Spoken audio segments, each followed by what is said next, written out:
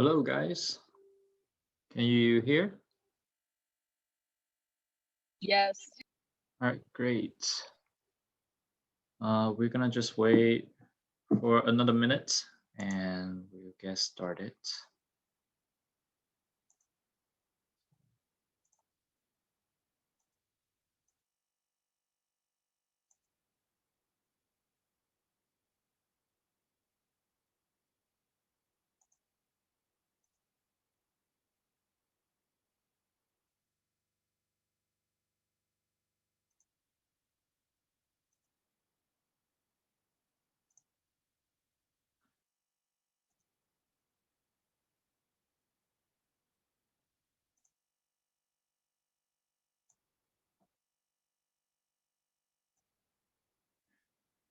All right, can you guys see my screen? So I'm gonna ask. Can I Say ask that a again? question really quick? Yeah, of course. Okay, so if anybody is unable to use Lockdown browser with their computer, can you let me know in the chat? Because we're obviously using like a lockdown of some sort for your first exam. I want to make sure that I have that option available for you guys. So if you are somebody who would need honor lock instead of lockdown browser for your computer, can you just let me know? That way I know how many people I need to like set it up for. All right, cool. I was just gonna talk about that. So the new syllabus is posted on eCampus. Mostly I just updated the date. You can go download it. Your assignment 1 is due on Thursday, midnight. So make sure you turn that in. For our exam 1 will be on Friday. And as Emily said, you will need to use the lockdown browser with a webcam. So if you don't have a laptop with the webcam or the lockdown browser won't work on your computer, please let Emily know right away. So we can set that up. All right. Any questions regarding announcements? By the way, you guys can just unmute yourself if you have questions.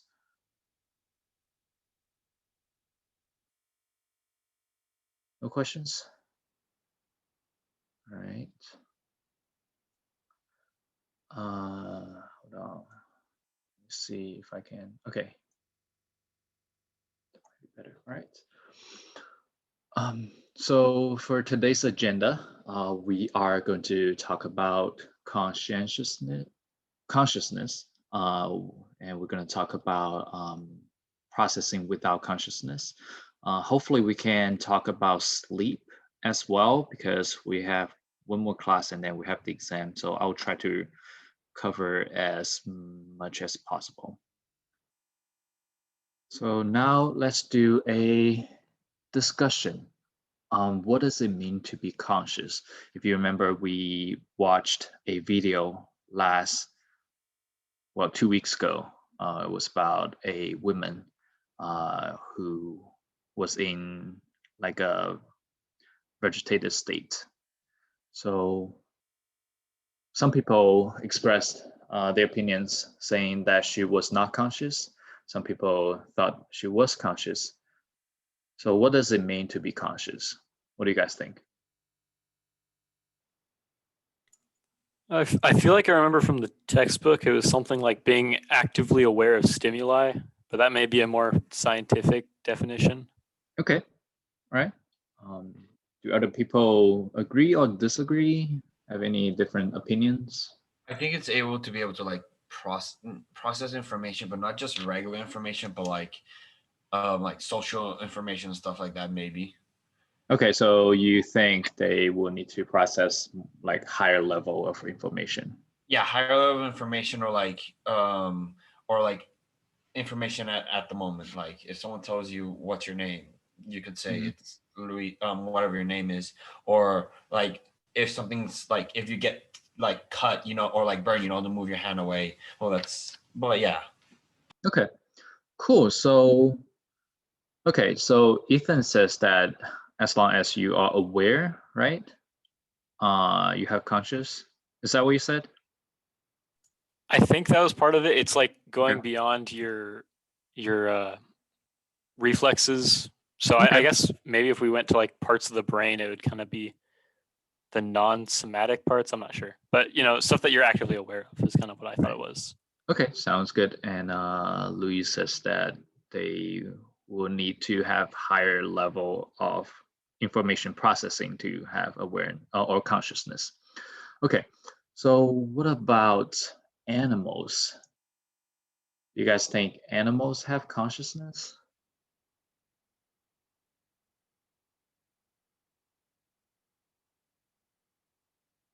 I think so, but no, sorry. Go ahead. You can go ahead. Yeah, I think they do. It's just not at the level of like human, like how humans are able to do it. I feel like they have a level of consciousness, but like compared to humans, we have like a higher level of consciousness. If that makes sense.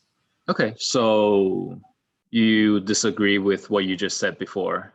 You will need to have like a higher level of information processing, right? Okay, you got me there. Yeah.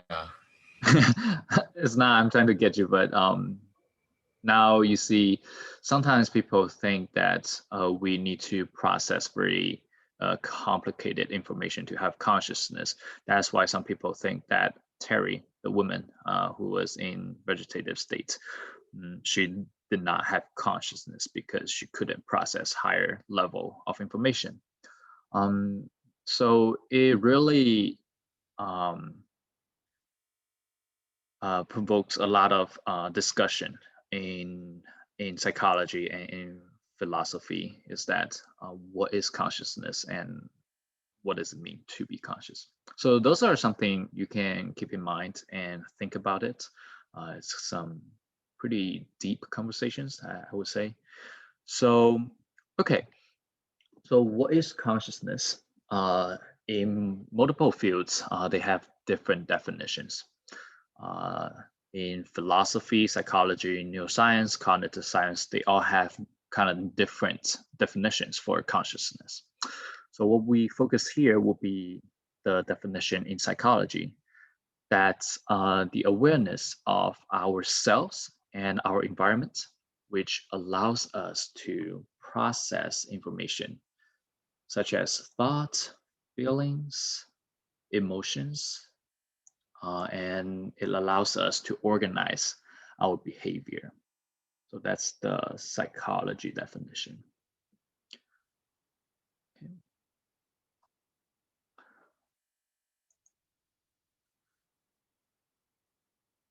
Okay, so there are two dimensions of consciousness.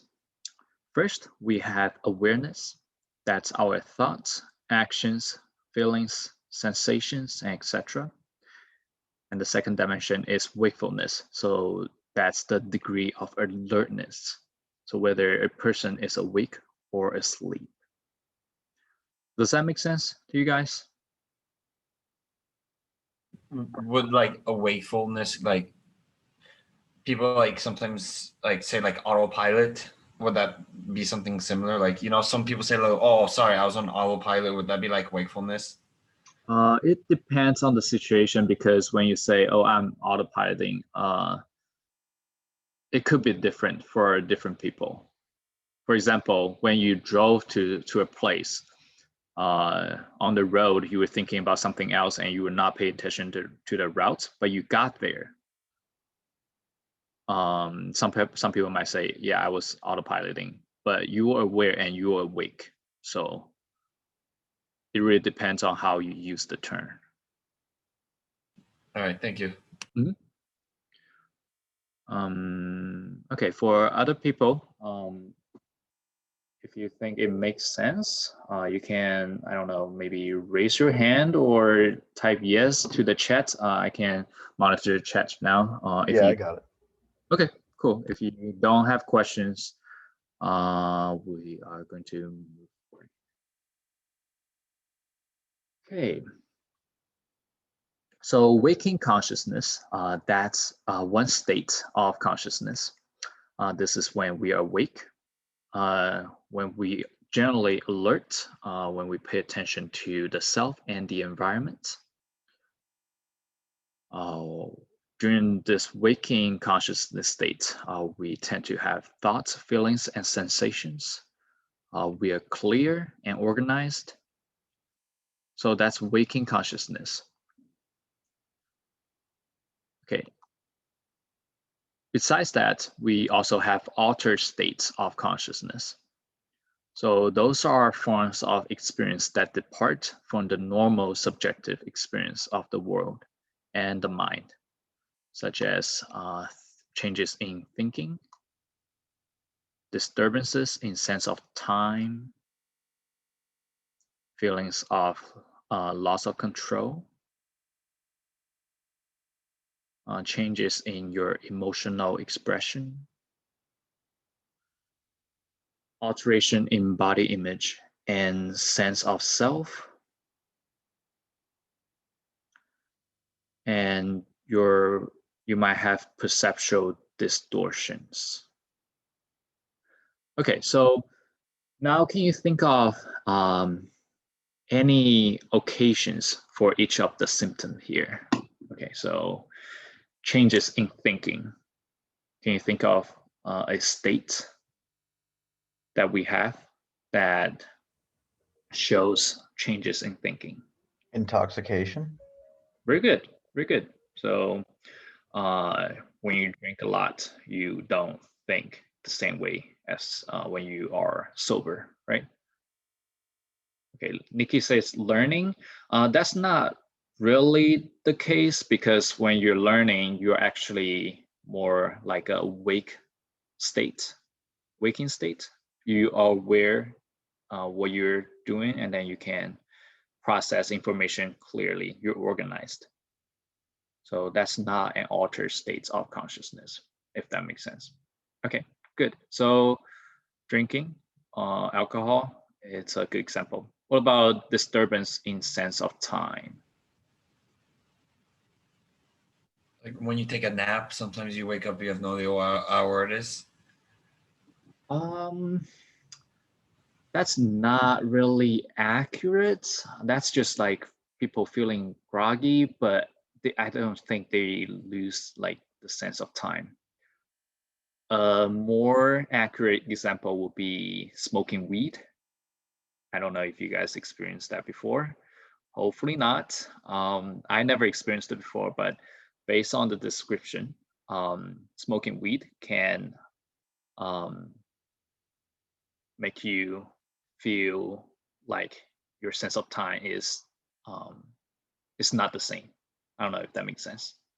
And I can't really describe it because I never like personally experienced it before. So yeah, I can't find a very good, very vivid description, but marijuana could do that.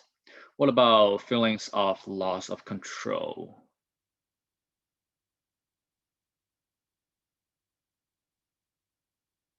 Probably like intoxication again. Okay, intoxication. And I heard someone else. Yeah, I was gonna say, I feel like that could also just kind of be a byproduct of anxiety. Like someone who has really severe anxiety could just suddenly feel loss of control, and that can really change how you think. Okay, so maybe having an anxiety attack.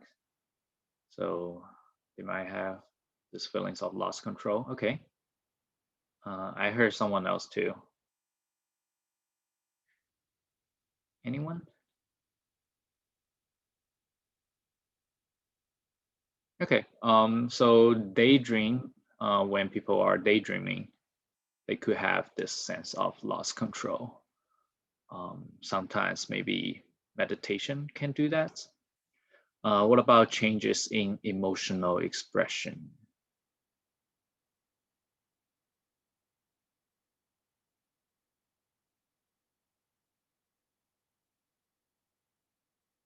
Anyone?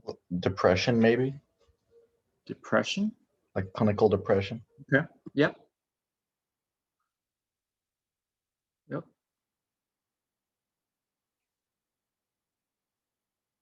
Okay. Anyone else? Well, a lot of drugs can do those things. Alteration in body image and sense of self. Do you guys know this disorder is called something phoria, I forgot. Is it called body dysmorphia? Yeah, that's the one. Very good. So do you want to explain that to people? To others? I'm not exactly sure, but I believe that it's whenever you see your body and your mind perceives it in a different way, whether it's like one extreme or the other. It can go both ways. Yeah, so And you're it's never not, satisfied. yeah, it's not like the realistic version of yourself.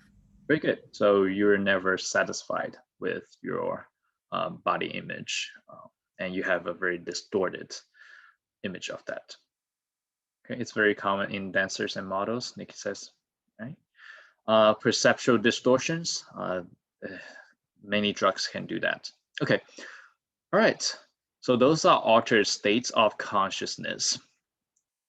For levels of consciousness, first we need to know conscious level is the degree to which you are aware of certain mental events.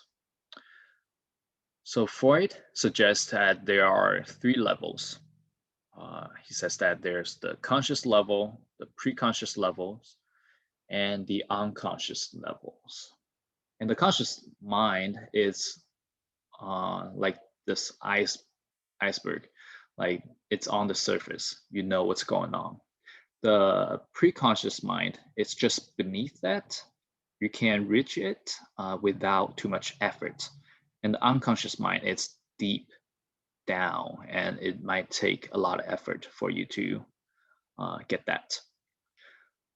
However, more psychologists think there are 4 levels, and they included the non-conscious level, which is something that you can never retrieve the information. So those are the 4 levels of consciousness.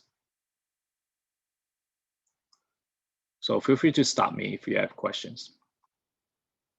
So cognitive unconsciousness, preconscious level, sometimes we also call it the moderate consciousness. This is the stuff hovering just below your consciousness. So for example, let's say my stomach hurts today, and then I will think about, okay, what did I eat this morning? And then I will come up with something, okay, I was eating cereals and that made my stomach hurt. But before my stomach hurts, I was not thinking about it. So those are the information in the pre-conscious level. I can retrieve that information very easily. Okay. For unconsciousness, level, so those are the stuff below consciousness, but may become conscious or affect your consciousness. Some examples include implicit bias and priming. You guys know implicit bias? Anyone knows? Okay, what about priming? Anyone knows about priming? No one? Okay, I will briefly talk about that because we are going to talk about them in details in later chapters. So implicit bias is like racism, sexism. Sometimes people don't realize that they have that, but it influences their behavior and their thoughts. Does that make sense? So that's implicit bias. Priming, it's something that's like a very small information, but it affects your thinking. I'm going to show you an example just in the next slide, I think. Okay, so for non-conscious level, those are the stuff that never becomes conscious. So something happens, but it's so deep in your conscious levels, people cannot retrieve it. Even psychologists can't retrieve it. So Nikki says, would this be like amnesia? What would that be categorized as terms of so that's, I think that should be non-conscious levels, because when you are under certain operation, I don't think you can remember anything during the operation. So I think it should be in the non-conscious level. Dreaming is different. Dream is completely different, and we're going to talk about dreams later in this chat, in this lecture, hopefully, if we can get to that. But you can remember dreams. That's different. Okay. So priming, this is the exposure to a stimulus influences a response to a later stimulus without conscious guidance or intention. How many of you seen the movie Focus? No one? Okay. It's a pretty cool movie. The priming is like a big thing in this movie. It's not super accurate, but it's pretty accurate. If you're interested, you can check this out. But we're going to talk about this in later chapter when we talk about cognitive psychology. Okay, so practice question. My legs hurt so much. What did I do yesterday? And then I remember, yeah, I played 7 hours of basketball. Before recalling that information to my conscious level, what I did yesterday was at what level?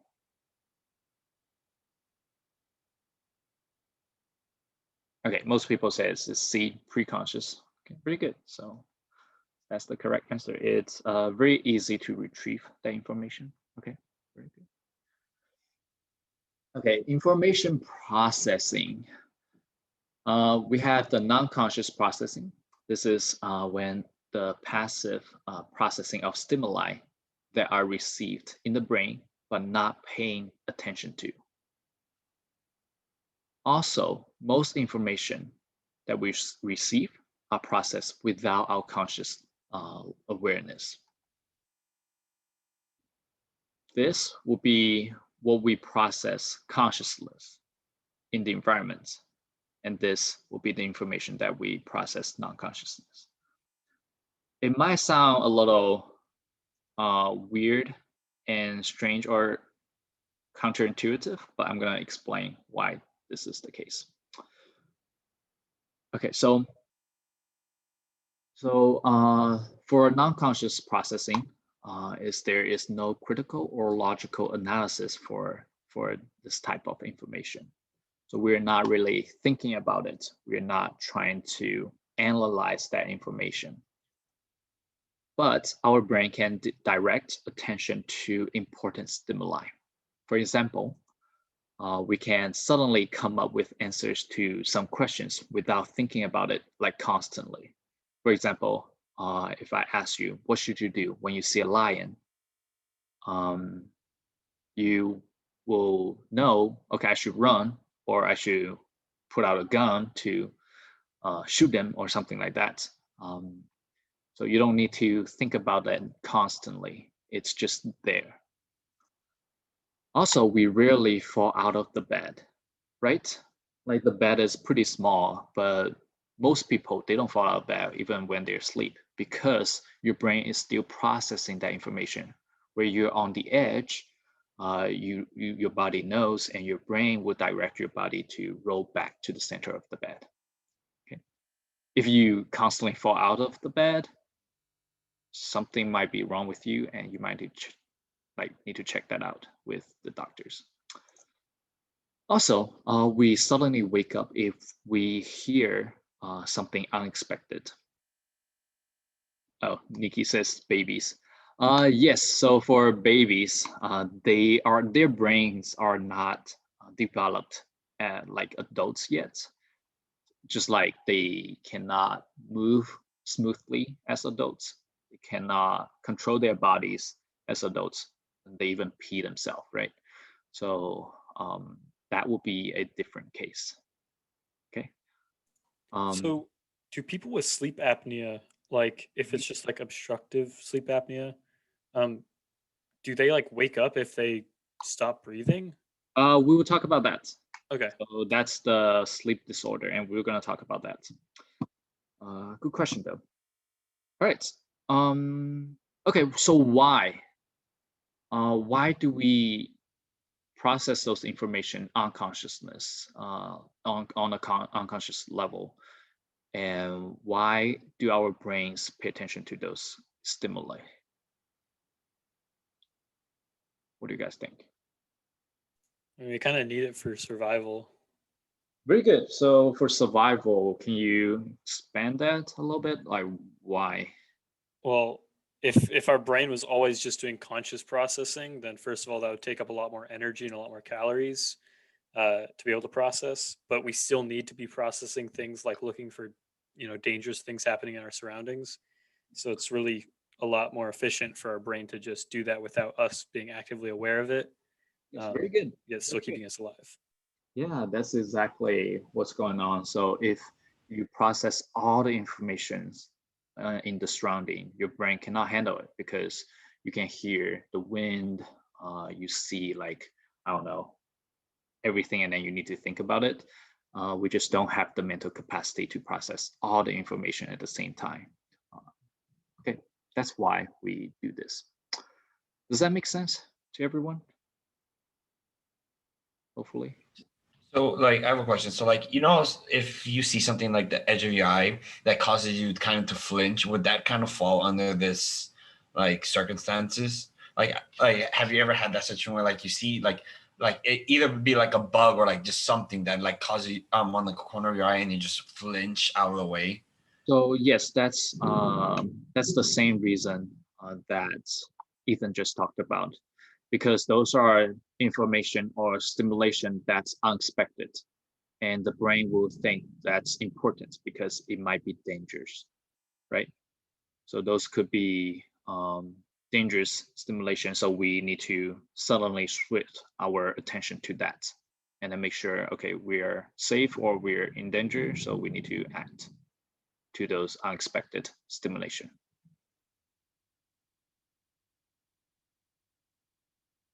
Does that answer your question? Yeah, it does. Great. Okay, so here is an example of non-conscious processing. So this guy is sleeping, but his brain can process the information.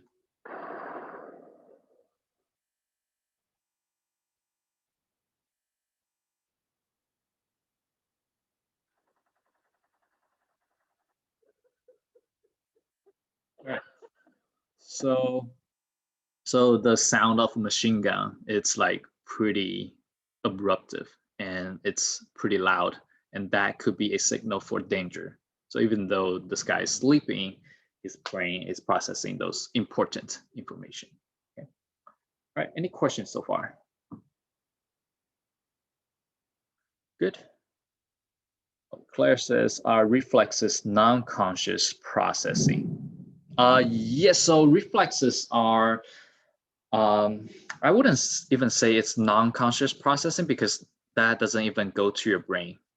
When we talk about whether conscious or non-conscious, we're talking about more like central nervous system, and you are in the brain area and you are processing that information in a higher level than just reflexes, which only goes to your spinal cords. Okay, great. Good question. Okay, so I'm trying to pronounce this. Prosopagnosia, that's the inability to consciously recognize faces, including your own. And so that's a disorder. And that also falls into the unconscious processing. They usually recognize objects and people by voices instead of the facial features. And I'm going to show you a video to demonstrate that. Prosopagnosia is a disorder in face recognition. It means that they can see a face and they know it's a face, but they don't know to whom the face belongs. They don't know the person. Can you guys hear? Yes. Yeah. Great. The video is just like bad quality. Hmm? Is the audio just bad quality in general? Oh, let me make sure. Oh, sure. Okay. Now it should be better. Looking at the face, they recognize features. What they have trouble doing is putting the features together into a gestalt, in a kind of a whole. A person with prosopagnosia will be able to see this as a face, be able to recognize that it's made up of different objects, but he won't be able to identify this face as unique.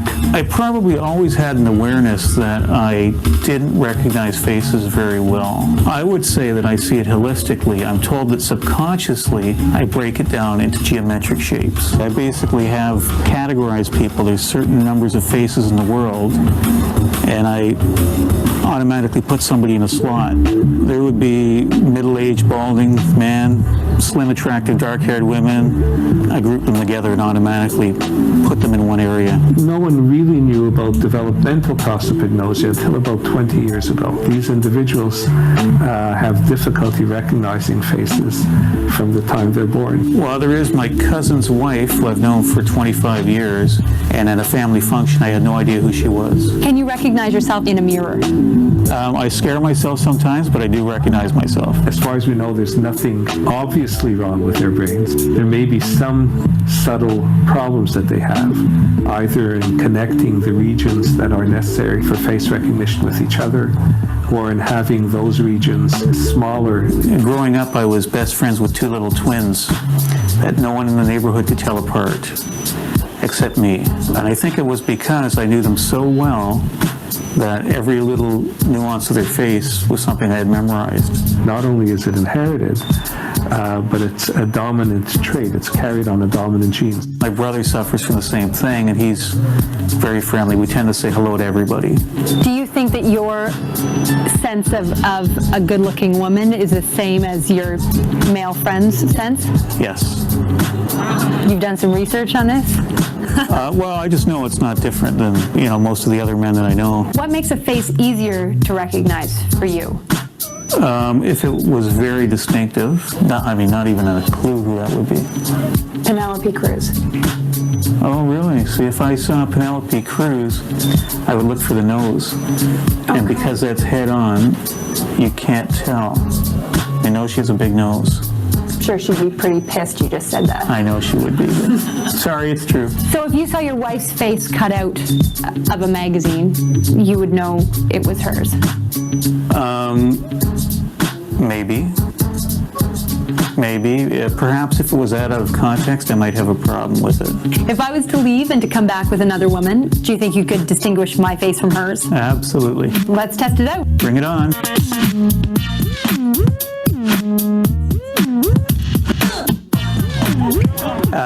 It's tougher than I thought. And I'm going to say Hillary is the one on my left. I would say that is Hillary. Mostly I think it's Hillary because of the smile.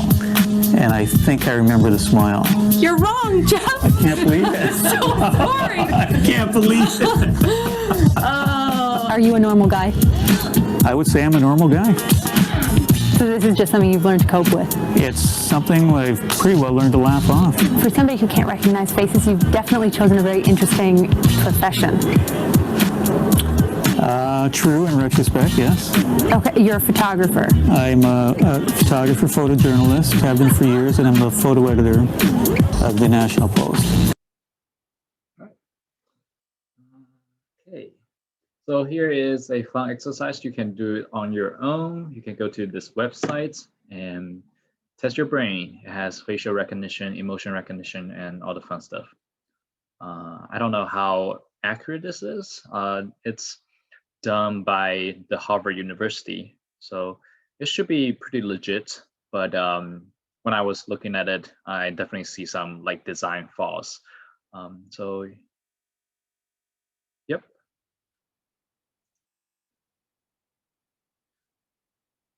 Okay, so here we are going to talk about sleep. We do have some time. So sleep. Just a pretty small information. So you know that people tell you to count the sheep when you try to go to bed. Does anyone know why?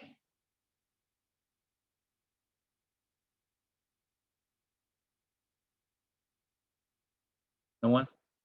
So because sheep sounds like sleep in English, so that's like priming. So when you're counting sheep, you're actually trying to tell yourself to go to sleep. And it only happens when people speak English. If you go to a different country speaking a different language, they don't have this the saying like counting sheep will help you sleep. It's merely because you're trying to prime yourself. Okay, this is just like a little fun information for you guys. So sleep cycle. Our sleep occurs in a daily sleep-wake cycle, which follows a pattern known as the circadian rhythm. We also call the circadian rhythm as biological clock. That's the cycle that tells our bodies when to sleep, rise, and eat. It also regulates many physiological processes. Also, one cycle is usually 24 hours. So let's do a survey. How many hours of sleep did you get last night? And just type in the chat. More than 7, less than 5. All right. It's pretty good. I don't see a lot of less than 5 hours. It's pretty good. It's good. Okay. So most people will need 7 to 9 hours of sleep to be healthy. The question, why do we need sleep? What do you guys think? We're going to just do like a very quick discussion, then we'll move forward. The brain needs like a moment to like process information.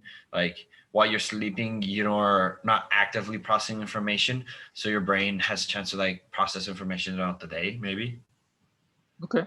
All right. So you. Don't when you sleep, your brain like re up on glucose so it can function. Could you say that again? It was cutting out.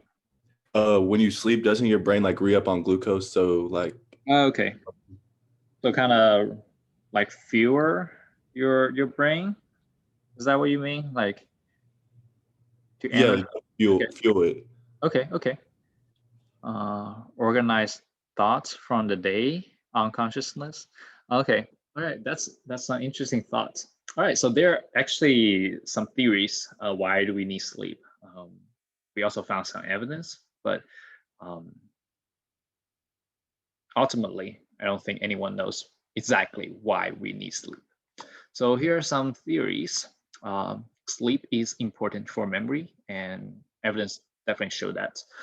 Sleep helps build and maintain brain's nerve connections. So nerve connections are just like memories.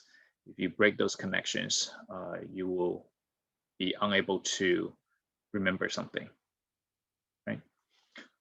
It also reinforces neural pathways for new information. That's how you learn new things. It solidify and assimilate day experiences, so you can make new memories from that. So one study back in 2010 showed that participants had better recall for words after sleeping. So it's possible that the brain is solidify those memories so that you can remember this better after sleep. Right.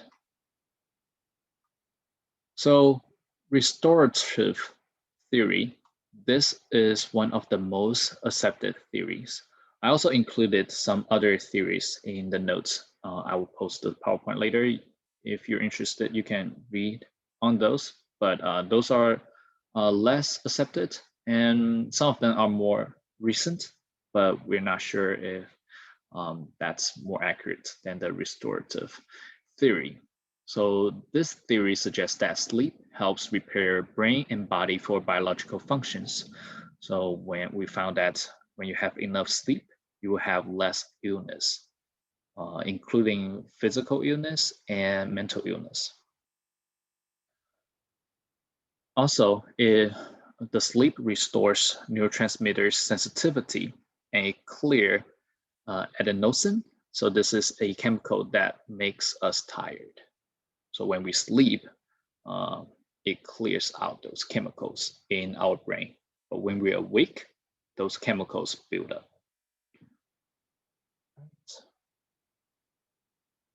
think we're good here.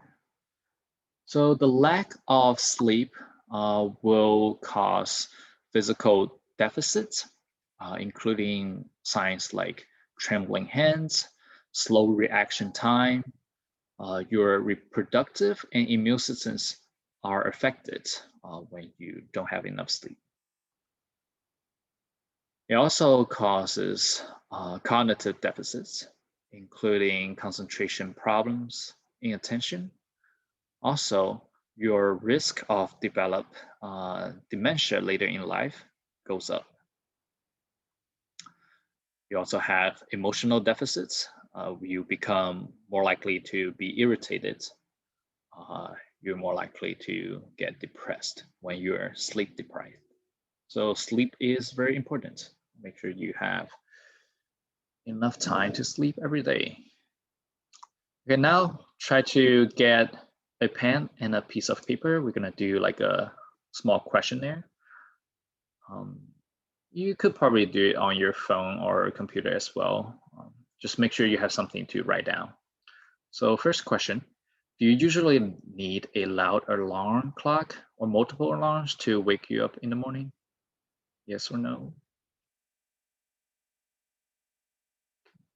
Second question, do you find that getting out of bed in the morning is usually a struggle?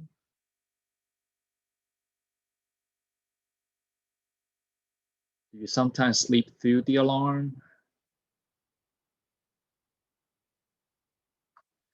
Do you sleep longer on weekends than you normally do during the week?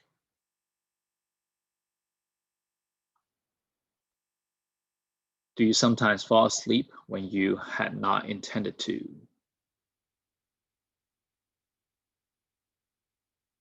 Do you tend to get sleepy when sitting quietly in a class, meeting, lecture, or theater?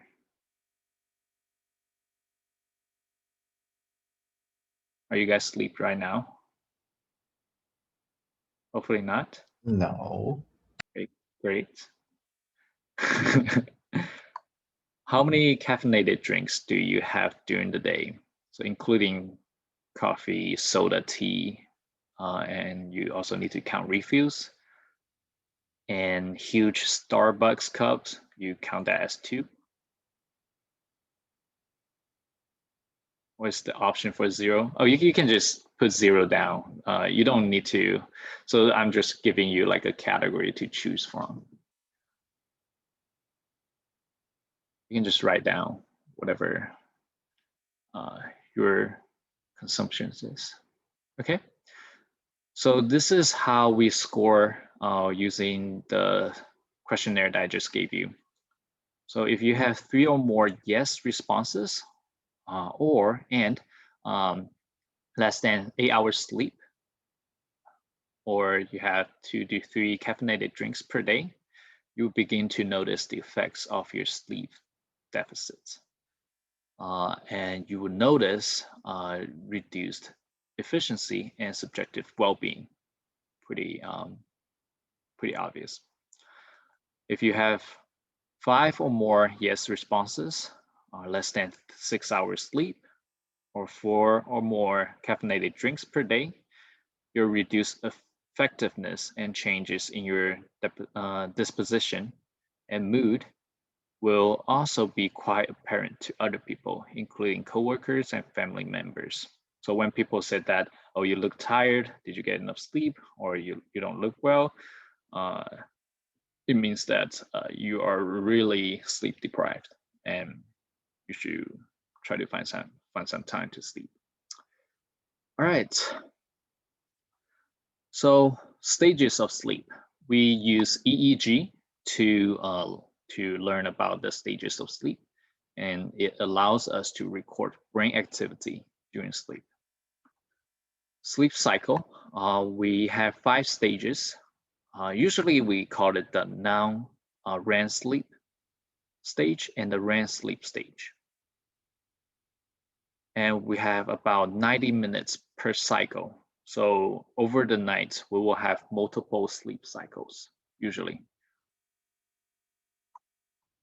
So N1, it's also called stage 1. That's when we have our light sleep. We also call this transition stage. This is when we feel drowsy and dozing off, and you may not even believe that you were asleep. You also might experience hypnagogic sensations. So those are sensory experiences that occur without a sensory stimulus. It can be auditory, visual. You might feel like you're floating, falling. The hypnic jerk, those are the involuntary muscle movements. And I'm sure most people have experienced that. Feel like, oh, you suddenly feel like you're falling and then you jerk very violently. So N1 usually lasts 1 to 5 minutes. If you're not interrupted in the N1 stage, you quickly go into N2 stage, which is the stage 2. We also call it when you're asleep. During this stage, your temperature, your body temperature, and your heart rate drops. Your breathing slows down and your muscles are relaxed. During this stage, you may still respond to ringing phone, knocking at doors. So you are still aware some of your surroundings, even if it's not super important. This is when sleep talking may occur. And usually M2 lasts about 10 to 25 minutes during the first cycle. Then it can last up to 60 minutes in later cycles of sleep. Next, we have N3. This is combining stage 3 and 4. So formally, people call them stage 3 and 4, but now usually people just group them together and call it the N3 stage. This is when your heart beats and breathing slow to the lowest level, and your growth hormone is released during this stage. And this is we consider the deepest sleep. You become very difficult to wake up. You feel very groggy or disoriented if you awoken. And this lasts usually 20 to 40 minutes long in a sleep cycle. So here is an example when people are awoken from N3 stage. Давай, вставай, Антоша, держи телевизор, спасай медвежонка, брось меня и беги в шкаф.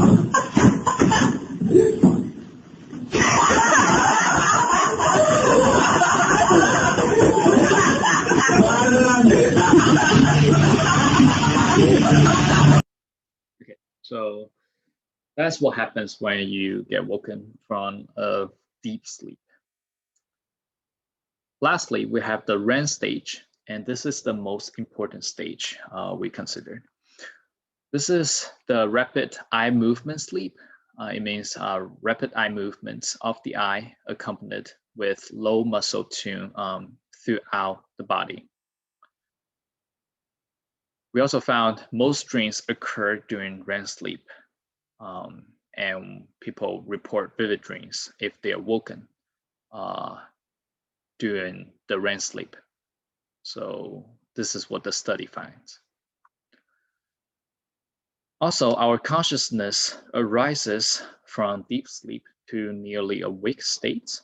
Our heart rate, breathing, blood pressure looks just like we are awake.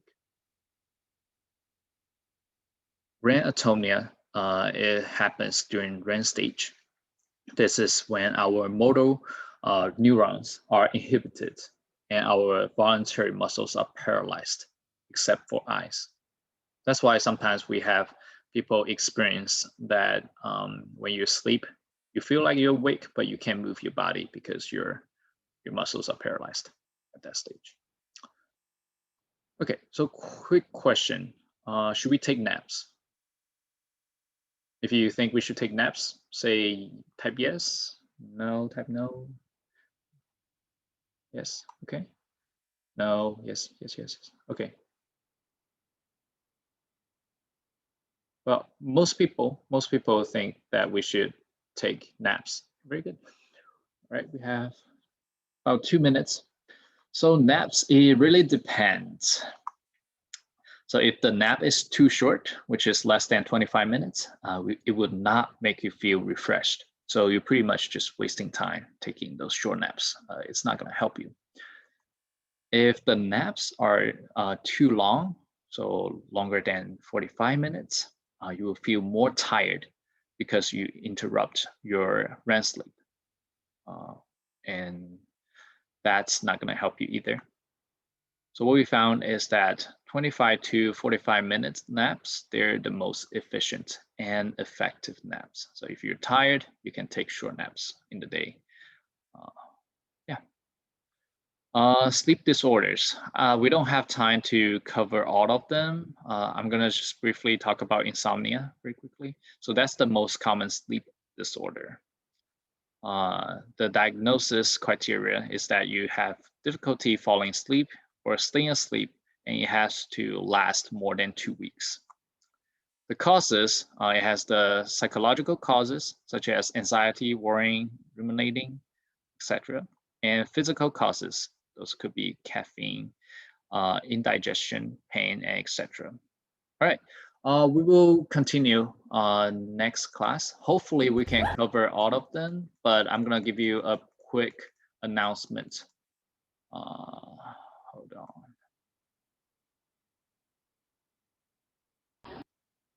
Okay, we'll do the questions next time. So if we have time next class, we will do a question and answer section at the end of the class. So prepare some questions if you have them before the exam. Also, if you want to make an appointment, Thursday, I usually have a lot of meetings, so I probably won't be able to do Thursday. If you need to make appointments, please contact me earlier the better. So that's it. If you don't have any questions, I will see you guys on Wednesday. Thank you.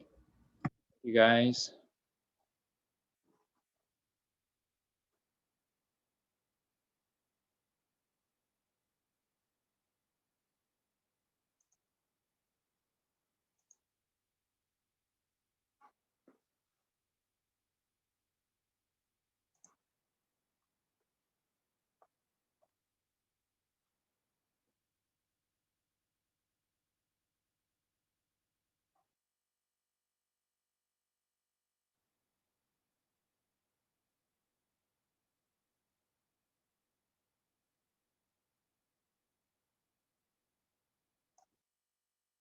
All right, if you guys don't have any questions, I'm going to just end the meeting now.